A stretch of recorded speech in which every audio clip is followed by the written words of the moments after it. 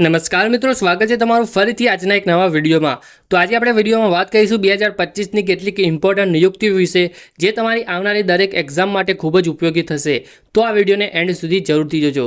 તો આ વિડીયોની શરૂઆત કરીએ સૌથી ઇમ્પોર્ટન્ટ પ્રશ્નથી। તો ભારતના 26માં મુખ્ય ચૂંટણી કમિશનર કોણ બન્યા છે? તો મિત્રો આમાં જવાબ આવશે ઓપ્શન નંબર 1 જ્ઞાનેશ કુમાર। જ્ઞાનેશ કુમાર એ ભારતના 26માં મુખ્ય ચૂંટણી કમિશનર બન્યા છે। વાત કરીએ મિત્રો ભારતીય ચૂંટણી પંચની, તો તેની સ્થાપના 25 જાન્યુઆરી 1950ના રોજ થઈ હતી। તેનું મુખ્યાલય એ નવી દિલ્હી ખાતે આવેલું છે અને તેના નવા મુખ્ય કમિશનર એ જ્ઞાનેશ કુમાર બની ગયા છે। પ્રશ્ન નંબર 2, ભારતીય રિઝર્વ બેંક એટલે કે આરબીઆઈના 26માં ગવર્નર કોણ બન્યા છે?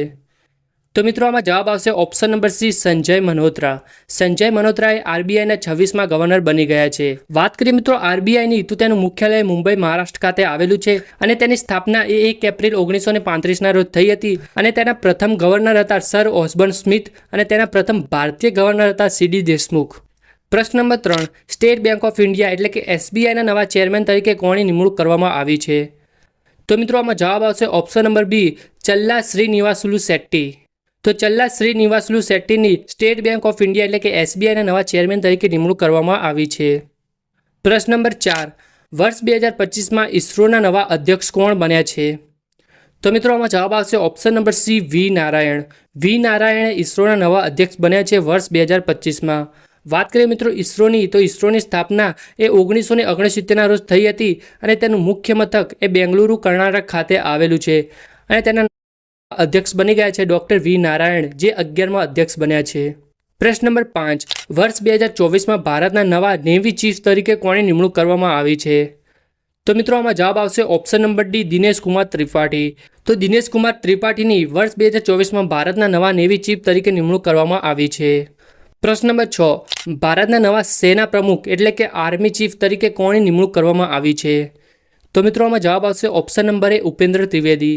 ઉપેન્દ્ર ત્રિવેદીની સેના પ્રમુખ તરીકે નિમણૂક કરવામાં આવી છે વર્ષ 2025માં। પ્રશ્ન નંબર 7, વર્ષ 2024માં ત્રીજી વખત ભારતના રાષ્ટ્રીય સુરક્ષા સલાહકારના પદ પર કોની નિમણૂક કરવામાં આવી છે? તો મિત્રો આમાં જવાબ આવશે option number B Ajit Doval.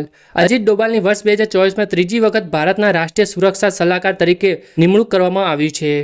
પ્રશ્ન નંબર 8, ઇન્ટરનેશનલ ક્રિકેટ કાઉન્સિલ એટલે કે આઈસીસીના નવા પ્રમુખ તરીકે કોની નિમણૂક કરવામાં આવી છે? તો મિત્રો આમાં જવાબ આવશે option number C Jay Shah. જય શાહની આઈસીસીના નવા પ્રમુખ તરીકે નિમણૂક કરવામાં આવી છે। વાત કરીએ મિત્રો આઈસીસીની, તો તેનું ફૂલ ફોર્મ થાય છે ઇન્ટરનેશનલ ક્રિકેટ કાઉન્સિલ, જેની સ્થાપના એ 15 જૂન 1909ના રોજ થઈ હતી અને તેનું મુખ્ય મથક એ દુબઈ ખાતે આવેલું છે। પ્રશ્ન નંબર 9, વિદેશ મંત્રાલયના નવા પ્રવક્તા કોણ બન્યા છે? તો મિત્રો આમાં જવાબ આવશે option number C Randhir Jaiswal. Randhir Jaiswal એ વિદેશ મંત્રાલયના નવા પ્રવક્તા બન્યા છે। પ્રશ્ન નંબર 10, એરપોર્ટ ઓથોરિટી ઓફ ઇન્ડિયાના નવા અધ્યક્ષ તરીકે કોની નિમણૂક કરવામાં આવી છે? તો મિત્રો આમાં જવાબ આવશે option number D Vipin Kumar. Vipin કુમારની એરપોર્ટ ઓથોરિટી ઓફ ઇન્ડિયાના નવા અધ્યક્ષ તરીકે નિમણૂક કરવામાં આવી છે। પ્રશ્ન number 11, state bank of India એટલે કે એસબીઆઈના નવા મેનેજિંગ ડિરેક્ટર તરીકે કોની નિમણૂક કરવામાં આવી છે? તો મિત્રો આમાં જવાબ આવશે option number C Ram Mohan Rao Amara. Ram Mohan Rao અમરાની એસબીઆઈના નવા મેનેજિંગ ડિરેક્ટર તરીકે નિમણૂક કરવામાં આવી છે। પ્રશ્ન નંબર 12, બોર્ડર સિક્યોરિટી ફોર્સ એટલે કે બીએસએફના નવા એડિશનલ ડાયરેક્ટર જનરલ તરીકે કોની નિમણૂક કરવામાં આવી છે? તો મિત્રો આમાં જવાબ આવશે ઓપ્શન નંબર એ શમશેર સિંહ। તો શમશેર સિંહને બીએસએફના એડિશનલ ડાયરેક્ટર જનરલ તરીકે નિમણૂક કરવામાં આવી છે। પ્રશ્ન નંબર 13, પંજાબ નેશનલ બેંકના નવા એમડી અને સીઈઓ કોણ બન્યા છે? તો મિત્રો આમાં જવાબ આવશે option number B Ashok Chandra. Ashok Chandra Punjab national બેંકના નવા એમડી અને સીઈઓ બની ગયા છે વર્ષ 2024માં। પ્રશ્ન number 14, central reserve police force એટલે કે સીઆરપીએફના મહાનિર્દેશક તરીકે કોની નિમણૂક કરવામાં આવી છે? તો મિત્રો આમાં જવાબ આવશે ઓપ્શન નંબર એ જ્ઞાનેન્દ્ર પ્રતાપ સિંહ। તો જ્ઞાનેન્દ્ર પ્રતાપ સિંહની સીઆરપીએફના મહાનિર્દેશક તરીકે નિમણૂક કરવામાં આવી છે। વાત કરીએ મિત્રો સીઆરપીએફની, તો તેનું ફૂલ ફોર્મ થાય છે સેન્ટ્રલ રિઝર્વ પોલીસ ફોર્સ, જેની સ્થાપના એ 27 જુલાઈ 1939ના રોજ થઈ હતી અને તેનું મુખ્યાલય એ નવી દિલ્હી ખાતે આવેલું છે। પ્રશ્ન નંબર 15, બીસીસીઆઈના નવા સચિવ તરીકે કોની નિમણૂક કરવામાં આવી છે? તો મિત્રો આમાં જવાબ આવશે ઓપ્શન નંબર એ દેવજીત સેકૈયા। દેવજીત સેકૈયાને બીસીસીઆઈના નવા સચિવ તરીકે નિમવામાં આવ્યા છે।